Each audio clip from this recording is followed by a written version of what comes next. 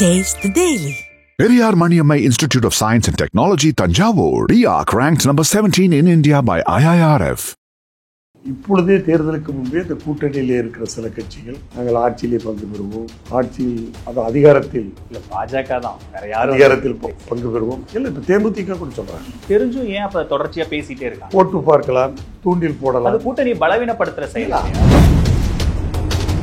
திமுக கூட்டணியில் இருக்கிற கட்சிகளுக்கும் அந்த ஆசை வந்தது. ஆனா திமுக கூட்டணியில் இருக்கிற கட்சிகளுக்கு அந்த ஆசை இருந்தா கூட திருமாவளவன் அதை சொல்லிட்டு அதுக்கான கால சூழ்நிலை இப்ப இல்ல அப்படின்ற அடுத்த வார்த்தையும் சேர்த்து சொல்றாரு.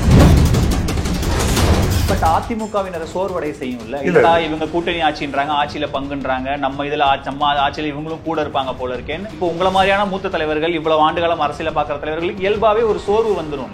இருக்காது, அதை அவங்க புஷ் பண்றாங்க. இல்ல நாங்கள் எப்படி எடுத்துக்கொள்வோம் என்று சொன்னால், தனிப்பெரும்பான்மை அடைகிற அளவுக்கு கிடைக்கிற அளவுக்கு வெற்றிகளை நாம் பெற வேண்டும். தனியா வர அளவுக்கு இப்ப அதிமுக கிட்ட பலம் இல்ல. குறிப்பா பாஜகவோட பலம் இருந்தாதான் அவங்களால ஆட்சிக்கு வர முடியும். திராவிட முன்னேற்ற கழகம் தனி கட்சியாக எடுத்துக்கொண்டால் எங்களுடைய வாக்கு வங்கியை விட குறைவான வாக்கு வங்கியுடையதான். ஆனால் அந்த கூட்டணி கட்சிகள் 13-14 கட்சிகள் சேருகிற போது அவருடைய அந்த வாக்கு சதவீதம் உயர்த்துகிறது. அமித்ஷா அதிமுக தனிப்பெரும்பான்மையோட ஆட்சிக்கு வர முடியாது, தனிப்பெரும்பான்மை பெற அளவுக்கு சீட்டு அதிமுக கிடைக்காதுன்னு நினைக்கிறாரோ? ஒருவேளை அப்படி நினைத்தால் கூட நாங்கள் வந்துவிட்டால் நிச்சயமாக அவர்கள் ஆட்சியிலே பங்கு கோர மாட்டார்கள். அப்படி வந்தா கூட இபிஎஸ் முதலமைச்சரா இருப்பாரா? கூட்டணிக்கு தலைவர் எடப்பாடியார், அதுவரை சரி. அதைத்தான் வெளியிலே இருக்கிற கட்சி சொல்ல முடியும். அந்த வெற்றி பெறுகிற கட்சிக்கு யாரை முதலமைச்சராக தேர்ந்தெடுப்பது என்ற பிரச்சனை வருகிற போது அது கட்சியினுடைய பிரச்சனை. யாரை நாங்கள் முதலமைச்சர் வேட்பாளராக ப்ரொஜெக்ட் செய்ய போகிறோம், முன்னிறுத்த போகிறோம் என்று சொன்னால் எடப்பாடியாரைத்தான் முன்னிறுத்த போகிறோம். அது இல்ல, மாறுபட்ட கருத்து, மாறுபட்ட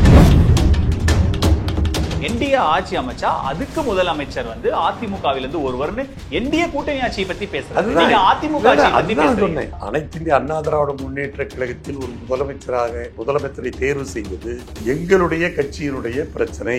எனவேதான் அதை அவர் சொல்ல முடியாது, சொல்லக்கூடாது, அதைத்தான் தவிர்த்தார். அதிமுகவிலிருந்து ஒருவருமே தவிர்த்திருக்காங்க. அவங்க கட்சி பிரச்சனைங்க, அவங்க தேர்ந்தெடுப்பாங்கன்னு சொல்லிட்டு போயிருக்கலாமே. அவரே அதிமுக ஒருவர் நீங்க சொல்றீங்க. நியூஸ் கிளிப்ஸ் நேயர்களுக்கு வணக்கம். இன்றைய சிறப்பு நேர்காணலில் நம்மோடு அதிமுகவின் முன்னாள் அமைச்சரும் மூத்த தலைவர்களில் ஒருவருமான திரு செம்மலை அவர்கள் நம்மோடு இணைந்திருக்கிறார். அவரை வரவேற்று நிகழ்ச்சிக்குள் போகலாம். ஐயா வணக்கம். வணக்கம். கூட்டணி ஆட்சி, தனிப்பெரும்பான்மை ஆட்சி, என்டிஏ ஆட்சி இப்படின்னு நிறைய பதங்கள் அதிமுக பாஜக கூட்டணிக்குள்ள போய்கிட்டே இருக்கு. ஒரு முறையும் அதிமுக தரப்புல விளக்கம் கொடுக்கப்பட்டுட்டே இருக்கு. பாஜக தரப்புல இருந்து இல்ல கூட்டணி ஆட்சி, அமித்ஷா இன்னும் ஒரு படி மேலே போய் ஆட்சியிலும் பங்கு அப்படின்னு இப்போ சமீபத்தில் பேச ஆரம்பிச்சிருக்காங்க.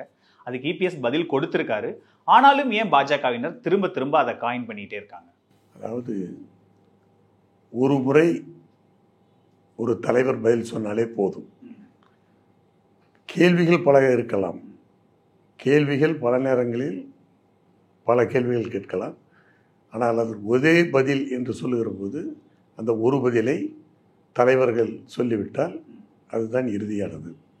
அது நீங்கள் சொன்னதைப் போல கூட்டணி ஆட்சி என்ற அந்த சொல்லாடல் இப்பொழுது எங்களுடைய கூட்டணியில் மட்டுமல்ல, எதிரணியிலே இருக்கிற திமுக கூட்டணியிலும் அந்த பேச்சு இப்பொழுது வந்து கொண்டிருக்கிறது. அதாவது கூட்டணி ஆட்சி என்பது அவர்கள் எந்த அர்த்தத்தில் சொல்லுகிறார் என்று சொன்னால், தேர்தலிலே கூட்டணி அமைத்து தேர்தலை சந்திக்கிற போது தேர்தலுக்கு பிறகு நாங்கள் எல்லாம் சேர்ந்து கூட்டணி அமைப்போம் என்று சொல்லுகிற அர்த்தத்தில் சொல்லுகிறார்கள். என்னை பொறுத்தவரையில் அப்படி சொல்லுவதே இப்பொழுது ப்ரீமெச்சூர். அதாவது காரணம், அதாவது தேர்தலுக்கு முன் ப்ரீபோல், தேர்தலுக்கு முன் அமைக்கப்படுவது தேர்தல் கூட்டணி, தேர்தலுக்கு பின் போஸ்ட் போல், அதற்கு பிறகு கூட்டணி ஆட்சி பற்றியது. எனவே இன்றைக்கு எங்களுடைய கழகத்துடைய பொதுச் செயலாளர் எடப்பாடியாரை பொறுத்தவரையில் அதாவது ப்ரீபோல் நடவடிக்கையை இப்பொழுது பார்த்து கொண்டிருக்கிறார். தேர்தலுக்கு முன்னால் அமைக்கப்பட வேண்டிய கூட்டணியை பற்றி தான் எங்களுடைய பொதுச் செயலாளர் சிந்தித்துக் கொண்டிருக்கிறார். அந்த கூட்டணி வெற்றி பெற்ற பிறகு தேர்தலுக்கு பிறகு நான் சொன்னதை போல போஸ்ட் போல், அந்த தேர்தலுக்கு பிறகு ஆட்சி அமைப்பது பற்றி சிந்திக்கப்படும். அதுதான் இன்றைய நிலைமை. ஆனால் இப்பொழுதே தேர்தலுக்கு முன்பே இந்த கூட்டணியிலே இருக்கிற சில கட்சிகள் நாங்கள் ஆட்சியிலே பங்கு பெறுவோம், ஆட்சியில் அது அதிகாரத்தில் இல்ல பாஜக தான் வேற யாரும் அதிகாரத்தில் பங்கு பெறுவோம். இல்லை இப்போ தேமுதிக கூட சொல்கிறாங்க. அதில் எல்லாமே சொல்கிறேன், எல்லாருக்குமே அந்த ஆசை இருக்கு, எல்லாருக்குமே அந்த ஆசை வந்துடுச்சு. இப்போ அதான் சொல்றேன், திமுக கூட்டணியில் இருக்கிற கட்சிகளுக்கும் அந்த ஆசை வந்து. ஆனா திமுக கூட்டணியில் இருக்கிற கட்சிகளுக்கு அந்த ஆசை இருந்தா கூட திருமாவளவன் அதை சொல்லிட்டு அதுக்கான கால சூழ்நிலை இப்ப இல்ல அப்படின்ற அடுத்த வார்த்தையும் சேர்த்து சொல்றாரு. ஆனா பாஜகவினர் அப்படி சொல்ல மாட்டாங்க. இல்ல அப்ப அவரே கால சூழ்நிலை இல்லைங்கும் போது அந்த பதில் இதுக்கும் பொருத்தும், எங்களுக்கும் பொருத்தும். அதனால என்னை பொறுத்தவரையில் நான் என்ன கருத்தை சொல்ல விரும்புகிறேன் என்று சொன்னால், கூட்டணி ஆட்சி என்பது வேறு, கூட்டணி கட்சிகளின் ஆட்சி என்பது வேறு. கூட்டணி ஆட்சி என்று சொல்லுவது ஒரு தேர்தலில் பல கட்சிகள் கூட்டணியாக அமைத்து தேர்தலை சந்தித்து வெற்றி பெற்ற பிறகு அந்த கூட்டணியிலே பிரதான கட்சியாக இருக்கிற அல்லது அதிக இடங்களை கைப்பற்றுகிற ஒரு பிரதான கட்சி ஆட்சி அமைப்பதற்கான வாய்ப்பை பெறும். அப்படி தனிப்பெரும்பான்மையோடு ஒரு கட்சி வெற்றி பெறுகிற போது தனி கட்சி ஆட்சியாக, ஒரு கட்சி ஆட்சியாக அது அமைகிற போது அதையும் அந்த கூட்டணியிலே பங்கு பெற்ற கட்சியை சார்ந்தவர்கள் இது எங்களுடைய ஆட்சி, கூட்டணி ஆட்சி என்று அந்த தனித்த ஆட்சியை கூட கூட்டணி ஆட்சி என்று சொல்லுவதிலே தவறில்லை. ஆனால் கூட்டணி கட்சிகளின் ஆட்சி என்று வருகிற போது தேர்தலுக்கு பிறகு ஒவ்வொரு கட்சிகளுக்கும் இடங்கள் கிடைக்கிற போது, அமைச்சரவையில் இடம் கொடுக்கணும், கிடைக்கிற போது ஒரு கட்சிக்கு அறுதி பெரும்பான்மை இல்லை என்கிற பட்சத்தில் மற்ற கட்சிகளையும் சேர்த்து கொள்ள வேண்டிய அந்த கட்டாயத்தில் இருக்கிற போது அப்பொழுது பல கட்சிகள் ஆட்சியிலே அங்க வகிக்கிற, அமைச்சரவையில் அங்க வகிக்கிற ஒரு சூழ்நிலை ஏற்படுகிற போது தான் அது கூட்டணி கட்சிகளின் ஆட்சி. அதுதான் நான் அதாவது வேறுபடுத்தி சொல்லுகிறேன். கூட்டணி ஆட்சி என்பது ஒரு தனிக்கட்சி ஆட்சியாகவும் இருக்கும். கூட்டணி கட்சிகளின் ஆட்சி என்பது அதாவது ஒரு அறுதி பெரும்பான்மை இல்லாத நேரத்தில் பல கட்சிகளும் சேர்ந்து அமைக்கப்படுகிற ஆட்சி தான் கூட்டணி கட்சிகளின் ஆட்சி. ஆனா இப்ப பாஜக சொல்றது, நீங்க சொல்ற 2வது இடத்தை தான் அவங்க அமித்ஷா காயின் பண்றாரு. ஆட்சியில எங்களுக்கு பங்கு நாங்களும் ஆட்சியில பங்கு பெறுவோம் அப்படின்னா 2 அமைச்சரோ 3 அமைச்சரோ எங்களுக்கு கொடுங்கன்ற இடத்துல தான் அவங்க புஷ் பண்றாங்க. அதாவது ஒரு கூட்டணியில் அங்கம் பெறுகிற கட்சி ஆட்சி அமைக்கிற போது தங்களுக்கும் ஆட்சியிலே பங்கு வேண்டும், அதிகாரத்தில் பங்கு வேண்டும் என்று எண்ணுவதில் சொல்லுவதில் தவறில்லை என்பது என்னுடைய கருத்து. அவர்கள் விருப்பப்படலாம், ஆசைப்படலாம், ஆனால் அதற்கான சூழல் இருக்குமா என்பதையும் நம்முடைய மாநிலத்தை பொறுத்தவரையில் அது ஒத்துவருமா என்பதையும் நாம் பார்க்க வேண்டும். உதாரணத்திற்கு சொல்லுகிறேன், 1967 அண்ணா அவர்கள் காங்கிரஸ் ஆட்சியை வீழ்த்துவதற்கு ஒரு மிகப்பெரிய மெகா கூட்டணி என்று சொல்லுகிற அளவிற்கு சுதந்திரா, கம்யூனிஸ்ட், ஃபார்வர்ட் பிளாக், எதிர் சித்தாந்தங்கள் எல்லாத்தையும் அதாவது எதிரும் புதிருமாக இருக்கிற கட்சிகளை எல்லாம் சேர்த்து அந்த தேர்தலை சந்தித்து திட்டமிட்டபடி காங்கிரஸை தோல்வியடைய செய்தார்கள். ஆனால் மற்ற கட்சிகள் ஆட்சியிலே பங்கு பெற விரும்பிய போதும் கூட அண்ணா அவர்கள் தனி ஆட்சியை தான் அமைத்தார். இது வரலாறு. இன்னொரு நிலையும் சொல்ல வேண்டும் என்று சொன்னால் 1980 தேர்தல் உங்களுக்கு தெரியும். அந்த தேர்தலிலே காங்கிரசும் திமுகவும் சரிசமமாக 50-50 என்ற அந்த அளவீட்டிலே இடங்களை பிரித்துக் கொண்டு அந்த தேர்தலை சந்தித்தார்கள். அப்படி தேர்தலை சந்தித்ததுடைய நோக்கம் என்னவென்று சொன்னால், தேர்தலுக்கு பிறகு வெற்றி பெற்ற பிறகு கூட்டணி ஆட்சி அமைக்கலாம் என்ற அந்த கருத்தில் தான் அவர்கள் அமைத்தார்கள். ஆனால் அந்த தேர்தலிலே அந்த 2 கட்சிகளும் தோற்றது. புரட்சித் தலைவர் எம்ஜிஆர் அவர்கள் அறுதி பெரும்பான்மையோடு 1980 ஆட்சி அமைத்தார். நான் இதை ஏன் இந்த வரலாற்றை சொல்கிறேன் என்று சொன்னால், தமிழ்நாட்டை பொறுத்தவரையில் ஒரு கூட்டணி ஆட்சி அல்லது கூட்டணி கட்சிகளின் ஆட்சி அமைந்ததாக ஒரு வரலாறு கிடையாது. இது எல்லாம் பாஜகவுக்கும் தெரியும்ல. 96 80 67 நம்பர் பாஜகவுக்கும் தெரியும். தெரிஞ்சும் ஏன் அப்ப தொடர்ச்சியா பேசிட்டே இருக்காங்க? போட்டு பார்க்கலாம், தூண்டில் போடலாம். அது கூட்டணி பலவீனப்படுத்துற செயல் இல்லையா? அதாவது அப்படி சொல்ல முடியாது. அதாவது இப்போ நீங்க பலகீனப்படுத்துவதாக சொல்லுகிறீர்கள். ஆனால் அப்படி கூட்டணியில் சேர்ந்து ஆட்சியிலே பங்கு பெற வேண்டும் என்ற அந்த கூட்டணி கட்சி தலைவர்கள் சொல்லுவது, ஒருவேளை அவருடைய கட்சியை சார்ந்த நிர்வாகிகளை, தொண்டர்களை உற்சாகப்படுத்துவதற்கு, தேர்தலிலே அவர்களை வேகப்படுத்துவதற்கு, அவர்களை நல்ல முறையிலே தேர்தலிலே அவர்களை பயன்படுத்த விரும்புவதற்காக, ஒரு உற்சாகப்படுத்துவதற்காக கூட அந்த வார்த்தையை சொல்ல. பட் அதிமுகவினரை சோர்வடை செய்யும்ல. இல்லடா இவங்க கூட்டணி ஆட்சின்றாங்க, ஆட்சியில பங்குன்றாங்க, நம்ம இதுல நம்ம ஆட்சியில இவங்களும் கூட இருப்பாங்க போல இருக்கேன்னு இப்போ உங்களை மாதிரியான மூத்த தலைவர்கள், இவ்வளவு ஆண்டுகாலம் அரசியல பாக்குற தலைவர்களுக்கு இயல்பாவே ஒரு சோர்வு வந்துடும். இல்ல இருக்காது. அதை அவங்க புஷ் பண்றாங்க. இல்ல நாங்கள் எப்படி எடுத்துக்கொள்வோம் என்று சொன்னால், அதாவது நாம் தனிப்பெரும்பான்மை பெறவில்லை என்று சொன்னால் தானே இந்த நிலைமை வரும். எனவே நாம் தனிப்பெரும்பான்மை அடைகிற அளவுக்கு, கிடைக்கிற அளவுக்கு வெற்றிகளை நாம் பெற வேண்டும்.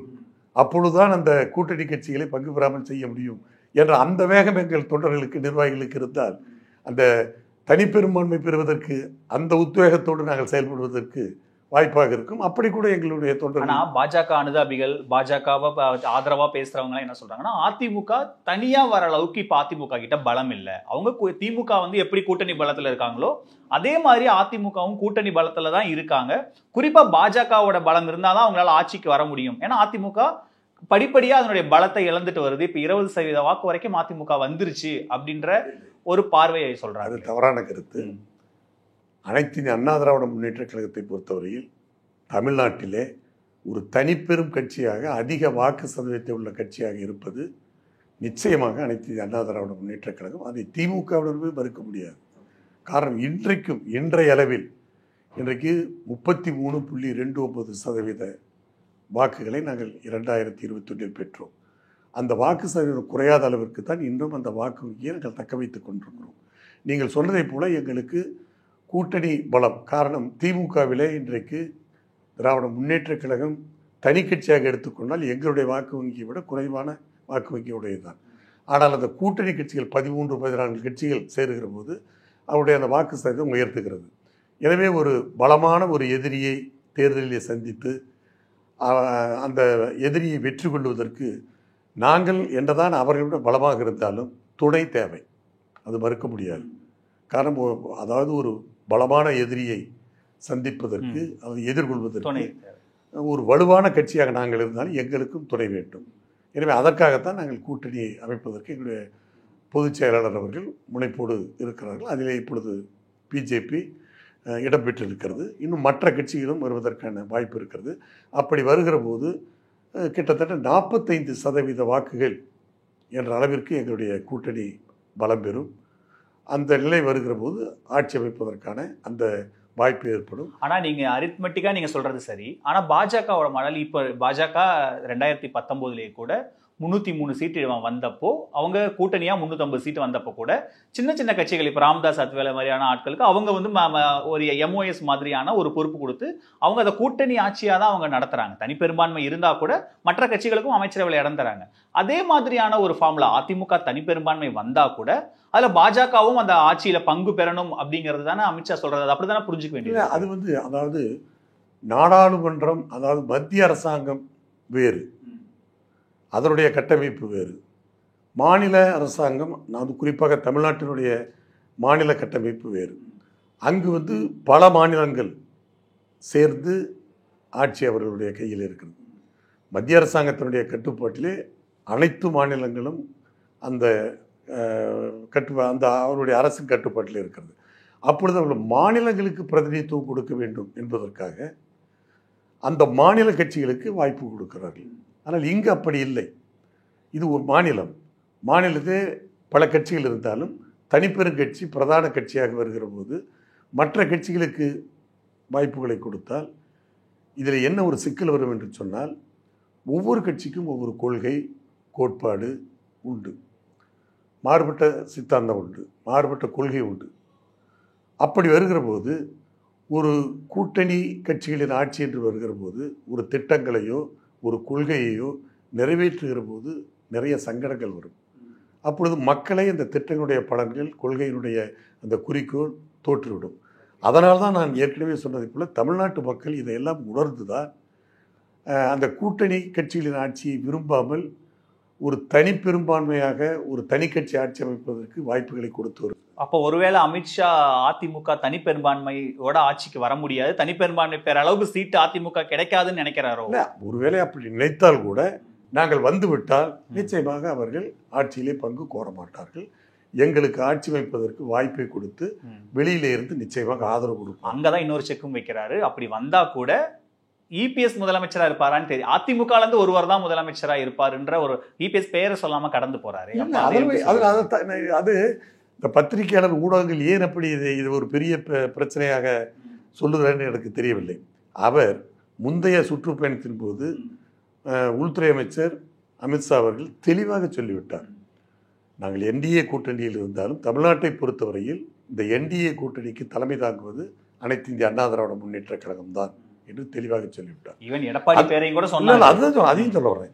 அப்படி வருகிற போது அந்த அனைத்து இந்திய அண்ணா திமுக கூட்டணிக்கு தலைமை தாங்குவது பொதுச் செயலாளர் எடப்பாடியார் என்று தெளிவாக சொல்லிவிட்டார். இது ஒரு கூட்டணி கட்சியினுடைய சொல்ல வேண்டியதை சொல்லிவிட்டார்.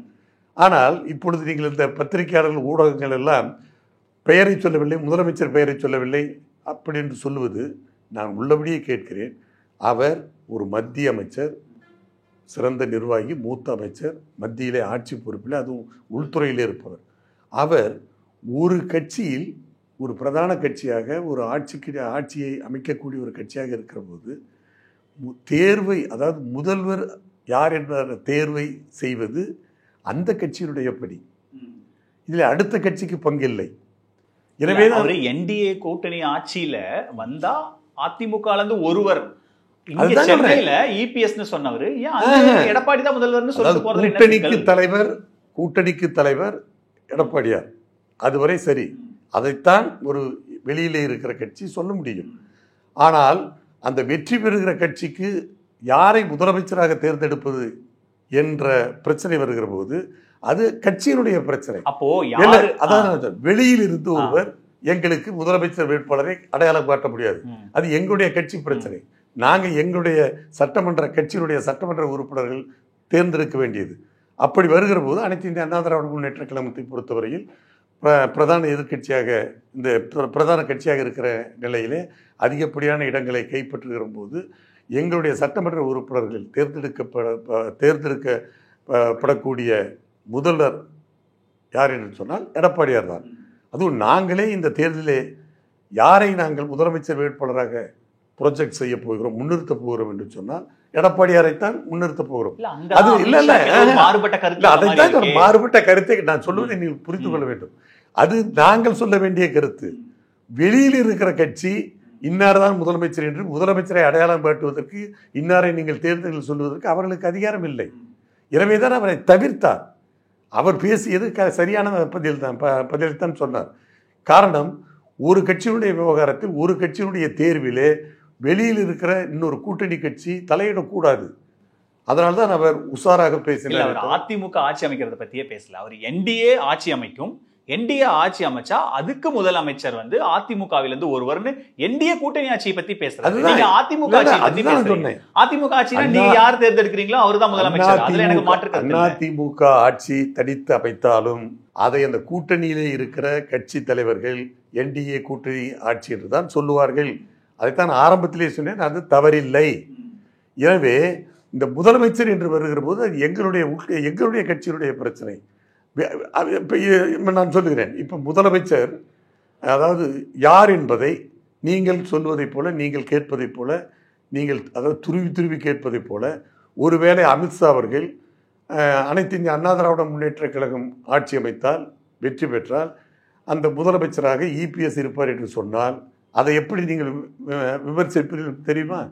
அதாவது அதிமுகவுக்கு முதலமைச்சரை தேர்ந்தெடுப்பதற்கு கூட மத்தியிலிருந்து தான் என்டிஏ கூட்டணி, அதாவது பிஜேபியிலிருந்து தான் சொல்ல வேண்டியிருக்கிறது என்று அப்படியும் நீங்கள் சொல்லக்கூடும். எனவே அவர் ஒரு மூத்த அரசியல் தலைவர். எனவே அவர் உஷாராகத்தான் சொல்லியிருக்கிறார். கூட்டணிக்கு, அதாவது என்டிஏ கூட்டணிக்கு தலைமை அதிமுக. அந்த அதிமுக பொதுச் செயலாளர் தான் இந்த தமிழகத்தை பொறுத்தவரை கூட்டணியுடைய தலைவர். பொதுச் செயலாளர், அதாவது முதலமைச்சர் அதிமுக சேர்ந்தவராக இருப்பார் என்று சொல்லுவது அது எங்களுடைய உள்கட்சி பிரச்சனை. நாங்கள் தேர்ந்தெடுக்கிற காரணத்தினால இந்த பெயரை இவர் சொல்லவில்லை. இல்ல சார், நீங்க திரும்ப அதிமுக எம்எல்ஏக்கள் தேர்ந்தெடுக்கிறது, அதிமுக தனிப்பெரும்பான்மையோட ஆட்சி அமைக்கிறது, அதுக்குள்ள பேசுறீங்க. ஆனா அமித்ஷாவோட ஸ்டேட்மெண்ட் என்டிஏ ஆட்சி, இந்த கூட்டணிக்கு முதலமைச்சர் ஒருத்தர் ஒரு முகம் இருப்பாருல்ல, அவர் வெற்றி பெற்றதுக்கு அப்புறம் அந்த முதலமைச்சர் வேட்பாளரா அதிமுகவில் இருந்து ஒருவர், அது இபிஎஸ் தான் வருவாருன்னு சொல்றதுக்கு அமித்ஷாக்கு என்ன? அதிமுகல இருந்து ஒருவர் எடப்பாடின்னு சொல்லிட்டு போறது என்ன? அதாவது அனைத்து இந்திய அண்ணா திராவிட முன்னேற்ற கழகத்தில் ஒரு முதலமைச்சரை தேர்வு செய்வது எங்களுடைய கட்சியினுடைய பிரச்சனை. எனவேதான் அதை அவர் சொல்ல முடியாது, சொல்லக்கூடாது, அதைத்தான் தவிர்த்தார். அப்ப அவர் அதிமுகவிலிருந்து ஒருவருமே தவிர்த்திருக்கணும். அவங்க கட்சி பிரச்சனைங்க, அவங்க தேர்ந்தெடுப்பாங்கன்னு சொல்லிட்டு போயிருக்கலாமே. அவரே அதிமுக ஒருவர் நீ சொல்லணும். இல்ல, அதாவது ஆட்சி அமைக்க போவது அதிமுக முதலமைச்சர் வருவார், அதைத்தான் அவர் சொன்னார். ஆக முதலமைச்சர் யார் என்பதை நாங்கள் முடிவு செய்வோம்.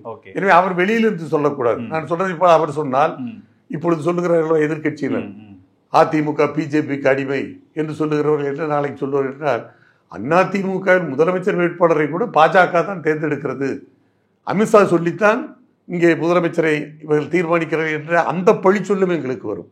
எனவே அதை ஒரு மூத்த அரசியல் தலைவர் என்கிற முறையிலே ரொம்ப கேர்ஃபுல்லாக தான் அவர் பேசியிருக்காரு. அதனால் எங்கள் ஆட்சியை எடப்பாடியார் முதலமைச்சர் இல்லை என்று அவர் சொல்லவில்லை, அப்படி சொல்லவும் மாட்டார். எனவே தமிழ்நாட்டை பொறுத்தவரையில் 2026 தேர்தலில் அமையப்போவது நான் சொன்னதைப் போல கூட்டணி ஆட்சி என்ற பெயரில் அனைத்து இந்திய அண்ணா திராவிட முன்னேற்ற கழகம் தான் தனித்த ஆட்சி அமைக்க பாஜக உள்ள வாய்ப்பு நிச்சயமாக நாங்கள் பெரும்பான்மை பெறுகிற போது அந்த வாய்ப்பு நிச்சயமாக இருக்காது. அதைத்தான் நான் என்ன சொன்னேன் என்று சொன்னால், முதலில் சொன்னேன், போஸ்ட் போல் தேர்தலுக்கு பிறகு சூழ்நிலை எப்படி அமைகிறது என்பதை பொறுத்து நாங்கள் கூட்டணி கட்சி தலைவர்கள் முடிவெடுப்போம். ஆனால் அறுதி பெரும்பான்மை நாங்கள் பெற்றுவிட்டால் நிச்சயமாக தனித்த ஆட்சியாகத்தான் இருக்கும். இன்னொன்றையும் நான் உதாரணத்துக்கு சொல்லுகிறேன். 2006 தேர்தலை எடுத்துக்கொள்ளுங்கள். திமுக பெற்ற இடங்கள் 96. மைனாரிட்டி சர்க்கார் தான் அமைத்தார் கலைஞர் கருணாநிதி. ஆனால் திமுக ஆட்சி இல்லை, அதான் மைனாரிட்டி சர்க்கார் திமுக ஆட்சி அமைத்தார். அன்றைக்கு காங்கிரஸ் அவர்களுக்கு ஆதரவு கொடுத்தது, பாமக ஆதரவு கொடுத்தாங்க. அவர்கள் விரும்பி இருந்தால் வற்புறுத்தி அவர்கள் ஆட்சியிலே பங்கு பெற்றிருக்க முடியும். ஆனால் கலைஞர் கருணாநிதி அவர்கள் அதற்கு ஒத்துக்கொள்ளவில்லை. காங்கிரசும் பாமகவும் அந்த கூட்டணி ஆட்சின்ற வார்த்தையை கூட எடுக்கல. வெளியிலிருந்து ஆதரவு கொடுத்தார்கள். அது போன்ற நிலைமை தமிழ்நாட்டிற்கு அதுதான் வரலாறு. அப்படித்தான் 2026 தேர்தலிலும் அதே இதுதான் எதிரொலிக்கும். ஆனால் அது அவர் மைனாரிட்டி சர்க்காராக அமைத்து வெளியிலிருந்து ஆதரவை பெற்றார். ஆனால் 2026 பொறுத்தவரையில் நிச்சயமாக அனைத்து இந்திய அண்ணா திராவிட முன்னேற்ற தனித்த ஆட்சி தான் அமைக்கும். அதற்கு எடப்பாடியார் தான் முதலமைச்சராக இருப்பார். இதில் மாறுபட்ட கருத்து கிடையாது. எங்களுடைய கூட்டணி கட்சியினுடைய இலக்கு என்னவென்று சொன்னால், இந்த தேர்தலை பொறுத்தவரையில் அவர் ஆட்சியிலே பங்கு கொள்ள வேண்டும் என்ற அந்த ஆசையெல்லாம் இருக்காது. இப்பொழுது அவர்களை நான் சொன்னதை போல தொண்டர்களை நிர்வாகிகளை உற்சாகப்படுத்த எது வேண்டாலும் சொல்லலாம். ஆனால் அவருடைய இலக்கு, எங்களுடைய இலக்கு, இந்த கூட்டணி கட்சியினுடைய இலக்கு 2026 தேர்தலில் திமுக ஆட்சியை வீழ்த்த வேண்டும். அந்த ஒரு குறிக்கோள், அந்த ஒரே புள்ளியில் தான் நாங்கள் இணைகிறோம். எங்களுக்கு இப்போ அவங்களுடைய சித்தாந்தம் வேறு, எங்களுடைய சித்தாந்தம் வேறு. ஒவ்வொரு கட்சிக்கும் கொள்கை மாறுபாடு இருக்கிறது. அதைத்தான் எங்கள் பொதுச் செயலாளர் அடிக்கடி சொல்வார். எங்களுடைய கூட்டணி கொள்கை கூட்டணி அல்ல, தேர்தல் உடன்படிக்கை. தேர்தல் உடன்படிக்கை. அந்த நோக்கம் எங்களுக்கு இலக்கு 2026 தேர்தலில் திமுகவை தோற்கடிக்க வேண்டும் என்பது. ஆனால் அதிலே நாங்கள் ஒன்றுபடுகிறோம். அப்படி வருகிற போது பிரதான கட்சியாக இருக்கிற எங்களுக்கு அந்த போக்கஸை நோக்கி இந்த கூட்டணியை தள்ள விடாம பாஜக இப்போ இந்த மாதிரியான வார்த்தைகள் சொன்னா இது அரசியல்ல எப்படி புரிந்து கொள்ளப்படும், இது எப்படி பேசு பொருளா மாறும், இது எப்படி செய்திகளா கேரி செய்யப்படும்னு அவ்வளவு நுட்பமா அரசியலை கையாளுற அமித்ஷாவுக்கு தெரியாது. தெரிஞ்சுதான் அந்த வார்த்தையை பயன்படுத்துறேன். சொல்லட்டுமா? அதாவது இங்கு திமுகவுக்கு மாற்று அதிமுக, அதிமுக மட்டும் திமுக, இதுதான் அரசியல் நிலைப்பாடு. ஆனால் திமுக மீது எங்களுக்கு இருக்கிற கோபத்தை விட, எங்கள் கட்சிக்கு இருக்கிற கோபத்தை விட இன்றைக்கு பிஜேபி அதிக கோபத்தோடு இருக்கிறார்கள். எனவே அவர்கள் எங்களுக்கு, அதாவது எங்கள் ஆட்சியிலே நாங்கள் அமைக்கப் போகிற ஆட்சியிலே பங்கு பெற வேண்டும், தாங்கள் அந்த ஆட்சி அதிகாரத்தில் இருக்க வேண்டும், மத்தியிலே ஆண்டு கொண்டு இருக்கிறார்கள். அப்படிப்பட்ட எண்ணம் அவர்களுக்கு இருக்காது. வீழ்த்தப்பட வேண்டியது திமுக. சார், கூட்டணியோட போக்கஸை மாத்திக்கிட்டே இருக்காங்கல்ல பாஜக. நீங்க திமுகவை வீழ்த்தணுன்ற ஒற்றை புள்ளியில எல்லாரும் ஒருமித்த குரல்ல போனா அதை நோக்கி எடப்பாடியை பயணிக்கவே பாஜக விட மாட்டாங்கல்ல. இப்ப திரும்ப கூட்டணி ஆட்சி முதலமைச்சர் வேட்பாளர்னு சொன்னதும் திரும்ப உளுந்தூர்பேட்டை மாநாட்டுல தனிப்பெரும்பான்மையோட அதிமுக ஆட்சி அமைக்கும்னு திரும்ப எடப்பாடி பழனிசாமி இன்சிஸ்ட் பண்ண வேண்டியதா இருக்கு. சோ திரும்ப திரும்ப இது கூட்டணிக்குள்ள ஒரு சிக்கலாவே பாஜக மாத்திட்டு. நீங்க அந்த ஒரு வரியை தான் நீங்க பாத்துறீங்க. அவர் போகிற இடங்கள் எல்லாம் அமித்ஷா அவர்கள் மதுரையில் பேசினாலும் சரி, சென்னையில் பேசினாலும் சரி, கன்னியாகுமரியிலே பேசினாலும் சரி, இந்த ஊழல் ஆட்சியை வீழ்த்த வேண்டும், இந்த குடும்ப ஆட்சியை வீழ்த்த வேண்டும் என்றுதான் பேசிக் கொண்டிருக்கிறார். அதற்கு முக்கிய நீங்கள் அதை மறந்து விடுகிறீர்கள், இதை பெரிதாக எடுத்துக்கொள்கிறீர்கள். இது பாசிட்டிவ் ரிமார்க். ஆனால் அவருடைய குறிக்கோள் இன்னும் சொல்ல போனால் இந்தியாவிலேயே இன்றைக்கு எந்த மாநிலத்திலும் பிஜேபிக்கு சிக்கல் இல்லை. பிஜேபியை கடுமையாக, இன்னும் சொல்ல போனால் சித்தாந்த ரீதியில் மட்டுமல்ல தரக்குறைவாக கேவலமாக இன்றைக்கு பேசிக்கொண்டிருக்கிற கட்சி எது என்று சொன்னால் திமுக கட்சி. எனவே அந்த அந்த நினைப்போடு தான் அவர்கள் இருக்கிறார்கள். எனவே திமுக என்ற இந்த ஒரு மக்கள் விரோத கட்சியை, மக்கள் விரோத ஆட்சியை வீழ்த்த வேண்டும் என்பதுதான் அவருடைய ஒரே குறிக்கோள். அதுக்கு எடப்பாடி பழனிசாமியோட கரங்களை வலுப்படுத்தணும்ல. அந்த கரங்களை வலுப்படுத்துறதை விட்டுட்டு திரும்பவும் அவரு இல்ல அதிமுக விமர்சிக்கிற துணியில் அந்த பலத்தை இறக்குற மாதிரியே பேசுறாங்க. நீங்க வலுப்பெறவில்லைன்னே சொல்ல வேண்டாம். இப்பொழுது அனைத்து அதிமுகவோடு பிஜேபி கூட்டணி அமைத்து விட்டது என்று சொன்னவுடன் இன்றைக்கு திமுகவோடு பல கட்சிகள் இருந்தாலும் அதற்கு தலைமை தாங்குகிற முதலமைச்சர் திரு ஸ்டாலின் அவர்களுக்கே ஒரு பதற்றம் ஏற்பட்டு விட்டது. இந்த பதற்றமே இப்பொழுது பாருங்கள், இந்த கூட்டணி அமைத்த பிறகுதான் பதற்றப்படுகிறார். இன்னும் ஒரு பிடிவு சொல்ல வேண்டும் என்றால் பயப்படுகிறார்.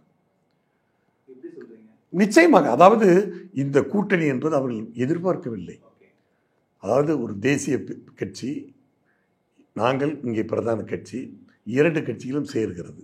அப்படி சேர்கிற போது அதாவது சோறும் குழம்பும் இப்பொழுது ரெடியாக இருக்கிறது.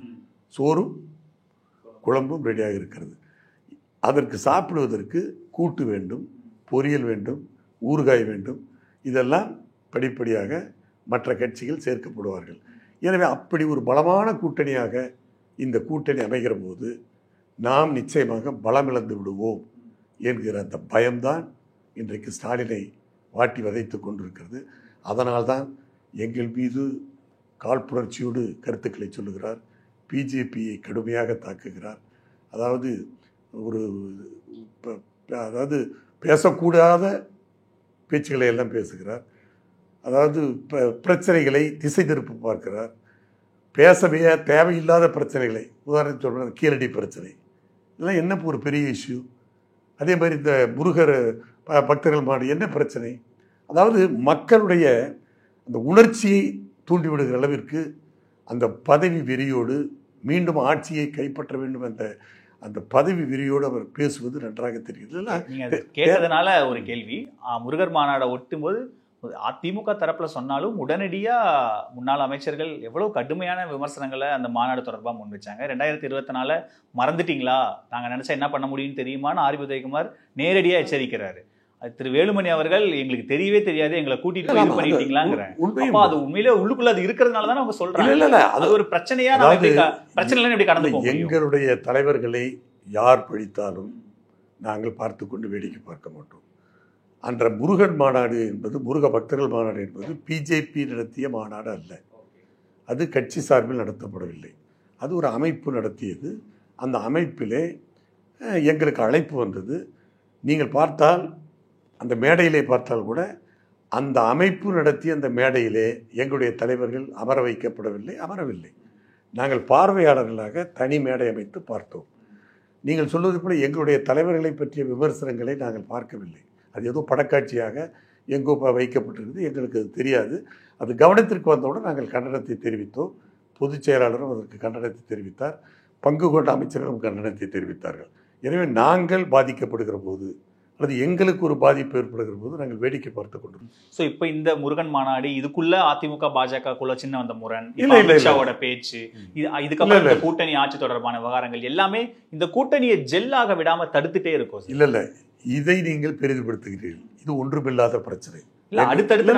நாங்கள் ஒற்றுமையாக இருக்கிறோம். சரி, எங்களை நீங்கள் கேள்வி கேட்கிறவர்கள் இன்றைக்கு திமுக கூட்டணியில் என்ன நிலைமை, திரும்ப என்ன பேசுகிறார்? மார்க்சிஸ்ட் கம்யூனிஸ்ட் கட்சி பொதுச் செயலாளர் சண்முகம் என்ன பேசுகிறார், காங்கிரஸ் என்ன பேசுகிறது, அவர்களும் முரண்பாடான கருத்துக்களைத்தான் சொல்லுகிறார்கள். எனவே எங்கும் பிரச்சனை இல்லாமல் இல்லை. ஆனால் அந்த பிரச்சனை சுமூகமாக தீர்க்கப்படும். அதை திறமையாக எங்களுடைய பொதுச் செயலர் கையாளுவார்கள். காரணம், ஆட்சி பொறுப்பில் இருக்கிற பிஜேபி எல்லாம் உணர்ந்தவர்கள். எதை எப்படி அதை கையாள வேண்டும் என்பது அவர்களுக்கும் தெரியும். எனவே இங்கு தமிழ்நாட்டை பொறுத்தவரையில் அவருடைய ஒரே எண்ணம் திமுக ஆட்சி வீழ்த்த வேண்டும் என்பதை தவிர எங்களுக்கு எந்த வகையிலும் அவர் இடைஞ்சலாக இருக்க மாட்டார்கள், பாதிப்பையும் கொடுக்க மாட்டார்கள். எங்களுக்கு இருக்கிற ஆட்சி அமைச்ச பிறகு இருக்கிற பலமே மத்தியில் அவர்களுடைய ஆட்சி இருப்பதால் பல திட்டங்களை நிச்சயமாக இல்லை டபுள் இன்ஜின். நாங்கள் இப்போ நீங்கள் சொன்ன மாதிரி நாங்கள் பிஜேபியோடு கூட்டு சேர்ந்தாலும் இந்த டபுள் இன்ஜின் சொன்னீங்கல்ல, அதை நாங்கள் எங்களுக்கு ஏற்புடையதல்ல. இன்னொன்று, ஆங்கிலம் அகற்றப்பட வேண்டும் என்று அமித்ஷா சொல்லுகிறார், அதுவும் எங்களுக்கு ஏற்புடையதல்ல. ஹிந்தியை திணிக்க பார்க்கிறார்கள், அதுவும் எங்களுக்கு ஏற்புடையதல்ல. அதனால் நாங்கள் அவர்களிருந்து மாறுபடுகிறோம், முரண்படுகிறோம். எனவே அதில் பிரச்சனையே இல்லை. அதனால தான் கொள்கை வேறு. எங்களுடைய அவர்களை பொறுத்தவரையிலே மேலே ஆட்சியிலே இருக்கிற போது, நாங்கள் இங்கே ஆட்சி அமைக்கிற போது எப்படி எடப்பாடியார் கடந்த ஆட்சி காலத்தில் இந்த 4 ஆண்டுகள் 2 மாதம் எவ்வளவோ இந்த இணக்கமாக இருந்து திட்டங்களை பெற்றார்கள், நிதியை பெற்றார்கள், பிரச்சனையே இல்லாமல் இருந்தது. ஆனால் இன்றைக்கு பிரச்சனை எவ்வளவு மத்திய சர்க்கார் மீது கடுமையாக அவர் சாடுகிறார். காரணம், இவரே வம்பை விலைக்கு வாங்குகிறார். தமிழ்நாடு முதலமைச்சரே வம்பை விலைக்கு வாங்குகிறார். மத்திய சர்க்காரோடு இணக்கமாக இருந்தால் பல திட்டங்களை பெற முடியும். உதாரணத்திற்கு ஒன்று நான் சொல்லுகிறேன்.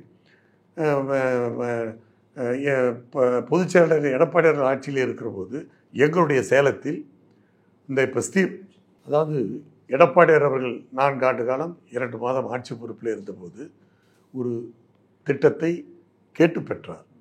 அதாவது பாரத பிரதமர் மோடி அவர்கள் ஒரு திட்டத்தை அறிவித்தார்.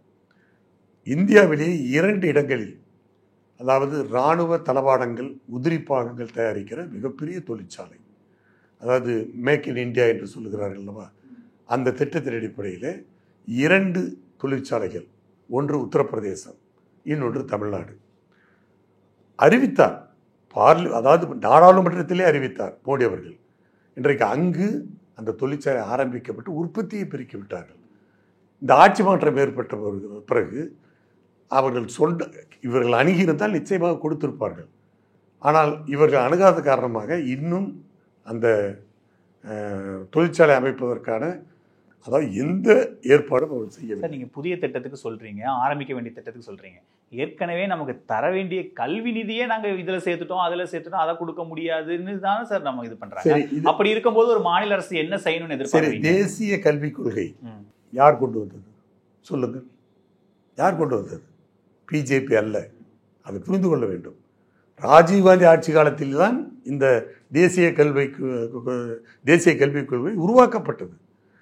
அதற்கு பிறகு நரசிம்மராவ் ஆட்சி காலத்தில் சில மாற்றங்கள் ஏற்படுத்தது. அதைத்தான் இவர்கள் பின்பற்றுகிறார்கள். அப்படி பின்பற்றினால் கூட அந்த கொள்கையின்படி நீங்கள் நடக்க வேண்டும் என்று மாநிலத்தை அவர்கள் நிர்பந்தம் செய்தால் கூட ஆங்கிலத்திலே ஒரு வார்த்தை இருக்கிறது, எக்ஸம்ஷன், விதிவிலக்கு. அந்த விதிவிலக்கை கேட்டு பெறுவது யார்? கேட்டால் தரமாட்டாங்க.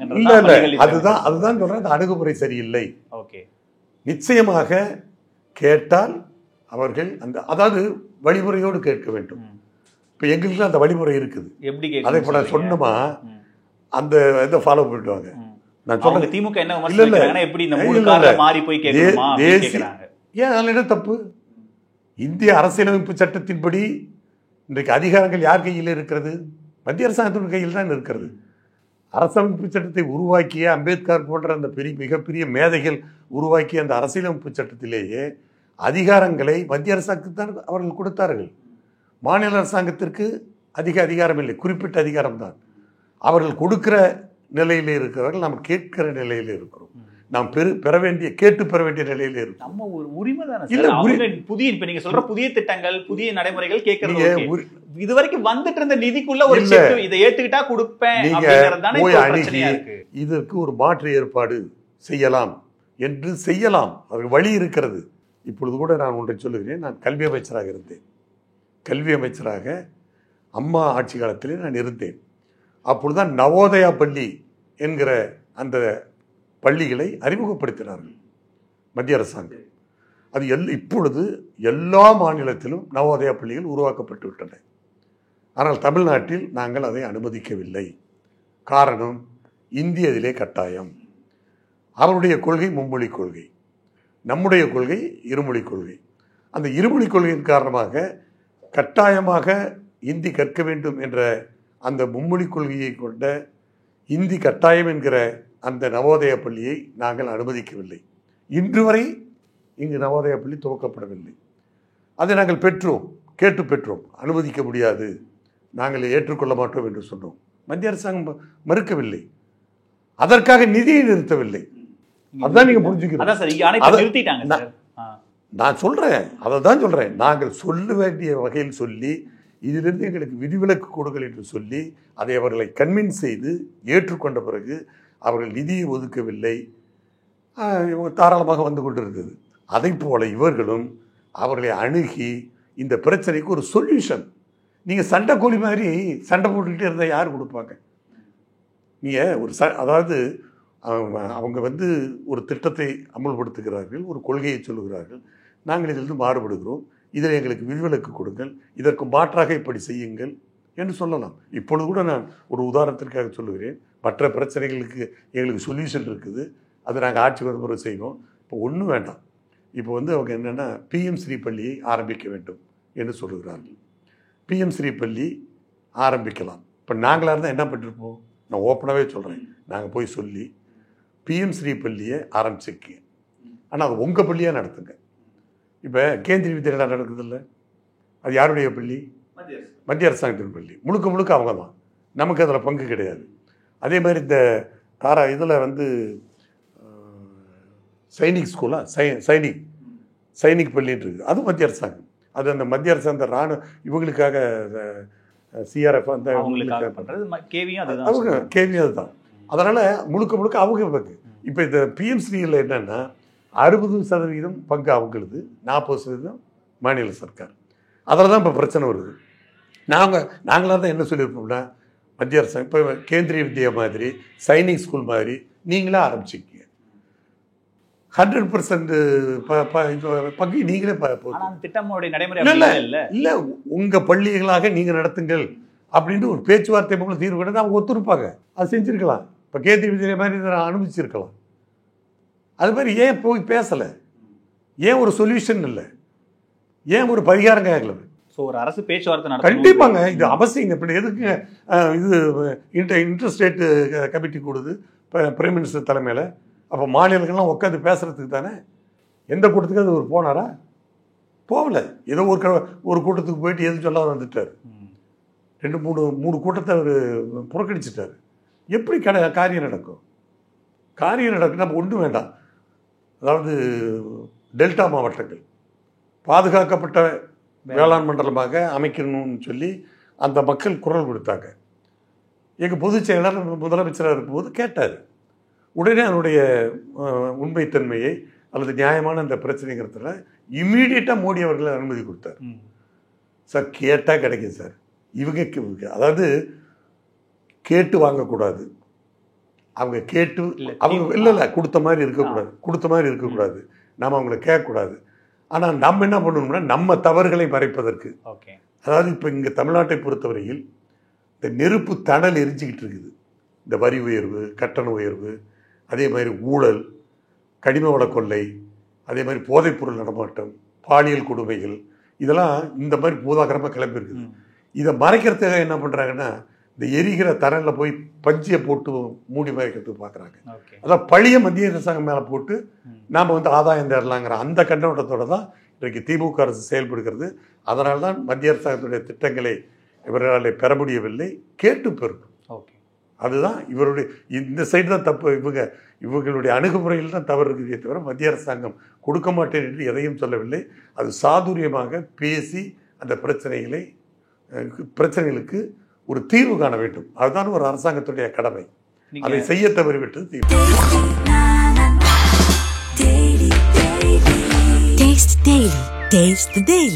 Periyar Maniammai Institute of Science and Technology, Tanjavur. RIAC ranked number 17 in India by IIRF.